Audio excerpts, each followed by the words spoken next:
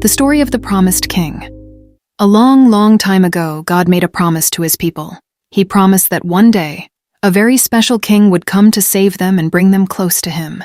This king would come from the family of Abraham, Isaac, Jacob, and King David, and he would change the world forever. This is the story of how God kept his promise. In a small town called Bethlehem, there lived a carpenter named Joseph. He was engaged to a kind and faithful woman named Mary. One day, Mary received a visit from an angel of the Lord. The angel told her, "Mary, you will have a baby. He will be the Son of God, and you will name him Jesus. He will save his people from their sins." Mary was surprised, but trusted God. She said, "I am the Lord's servant. Let it happen as you have said." Joseph too was visited by an angel in a dream. The angel told him, "Do not be afraid to marry Mary. The baby she carries is from the Holy Spirit. When he is born, name him Jesus, for he will save his people from their sins." Joseph woke up and did exactly as the angel told him.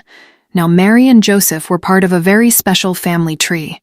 Their ancestors included Abraham, the man God promised to bless all nations through, Isaac and Jacob, who were part of God's covenant, and King David, the greatest king of Israel.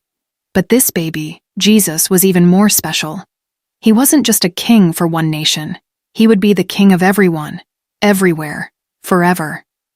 When the time came, Mary gave birth to baby Jesus. He was born in a humble stable with animals all around because there was no room in the inn. Joseph and Mary looked at their tiny baby with love, knowing that he was the promised king, the one who would be called Emmanuel, which means God with us. From that moment, the world was never the same. Jesus came to bring peace, love, and salvation to all who would trust in him. He showed that God always keeps his promises, no matter how long it takes.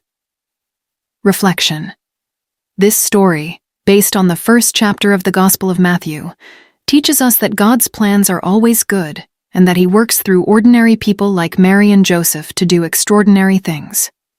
As you go to sleep tonight, remember that you are part of God's story too. He has a plan for you, just like he did for them. Good night and rest in his love and promises.